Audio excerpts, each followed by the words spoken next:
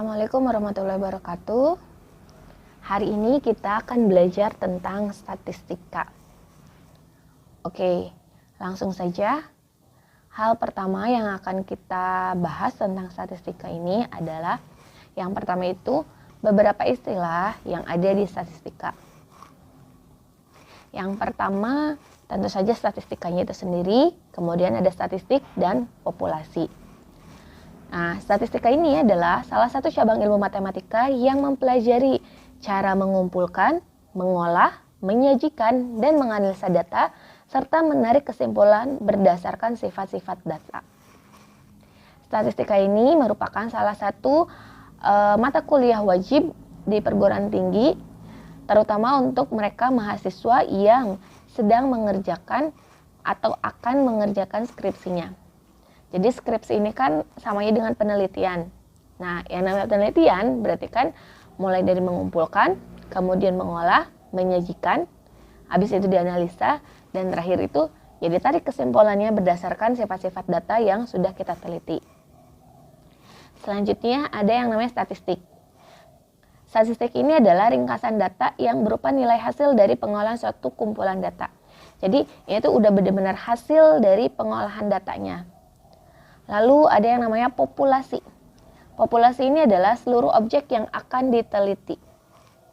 Nah, jadi kalau misalnya ada judul penelitian sikap belajar matematika SMA Negeri 1 Kuningan. Ya. Nah, berarti populasinya adalah seluruh siswa SMA Negeri 1 Kuningan. Kemudian ada juga yang namanya sampel. Nah, sampel ini adalah sebagian objek yang diteliti yang diharapkan dapat memberikan gambaran tentang sifat populasi. Jadi kalau tadi sikap belajar matematika SMA Negeri 1 Kuningan, populasinya adalah siswa SMA Negeri 1 Kuningan, sampelnya ini hanya beberapa anak yang diambil dari masing-masing kelas boleh, atau dari beberapa kelas. Bisa seperti itu. Lalu yang namanya statistik jajaran atau statistik peringkat itu adalah kumpulan data yang diurutkan dari ukuran terkecil ke ukuran terbesar. Dari namanya aja tuh statistik peringkat, berarti ini tuh diurutin dari yang terkecil ke terbesar. Lalu ada juga yang namanya statistik 5 serangkai yang terdiri dari Q1, Q2, Q3, kemudian X-max dan X-min. Q1 ini adalah kuartil bawah. Q2 atau median adalah kuartil tengah. Dan yang terakhir adalah Q3 atau kuartil atas. Nah, untuk X-max dari katanya saja kan sudah ada tuh max-nya. Berarti data terbesar atau datum terbesar. Dan X-min alias data terkecil. Selanjutnya, kita mulai ke penyajian data. Ada beberapa penyajian data yang sering kita temui, yaitu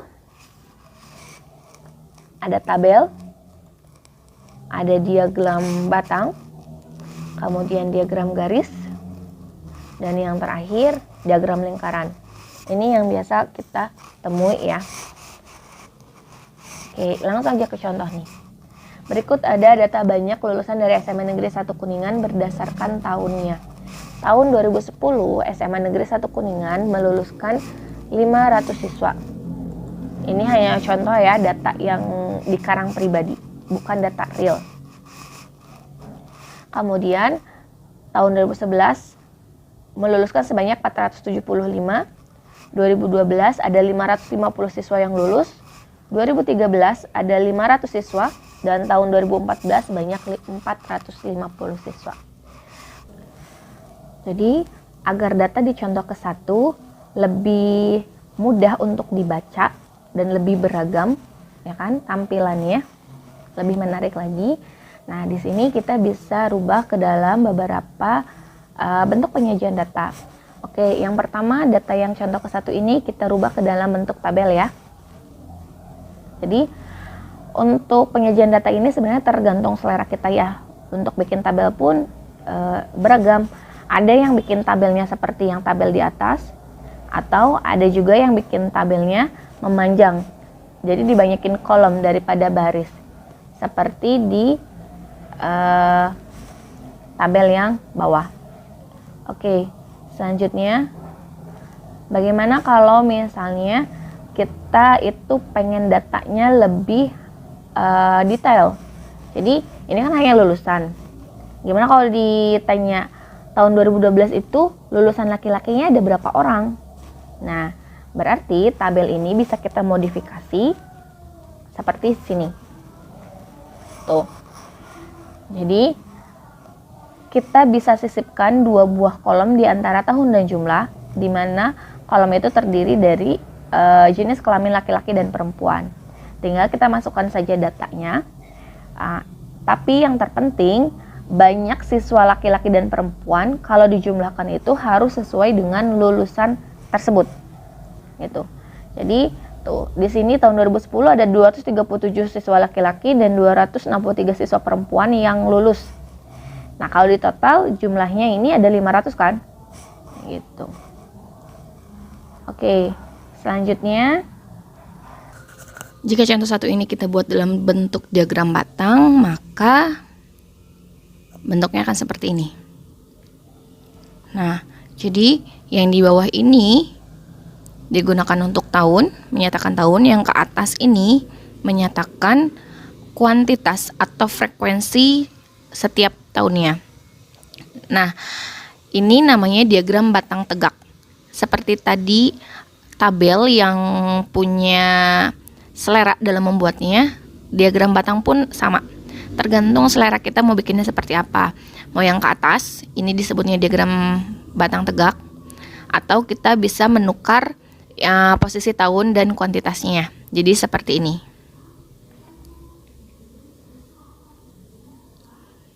Nah, ini namanya diagram batang mendatar. Lalu, bagaimana membuat diagram batang dari contoh kedua tadi yang sudah kita tambahkan jenis kelaminnya? Nah, kita bisa buat dalam bentuk diagram batang majemuk.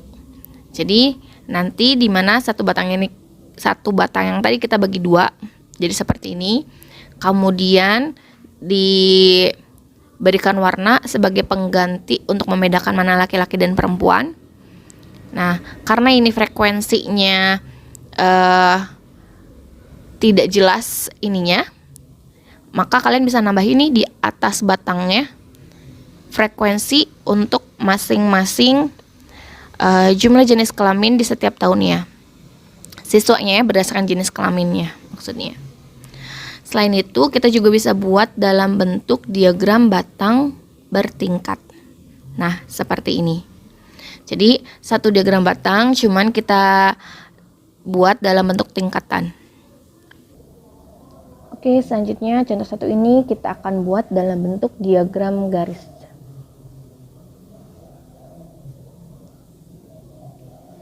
Nah, dari tabel yang tadi kita bisa bikin diagram garis seperti ini. Jadi ini sama seperti kita akan membuat diagram batang, cuman untuk kuantitasnya ini tinggal pakai titik-titik aja, kemudian hubungkan titik-titik ininya membentuk sebuah garis. Lalu gimana untuk yang tabel contoh kedua itu dibikin diagram garis? Nah, bentuknya seperti ini. Jadi kita juga bisa menggunakan warna untuk membedain. Jadi tergantung selera kembali ya.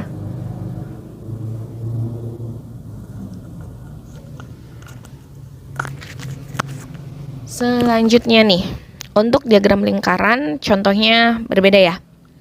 Nah, di sini di suatu kelurahan pada tahun 2015 terdapat 180 orang siswa dengan rinciannya sebagai berikut.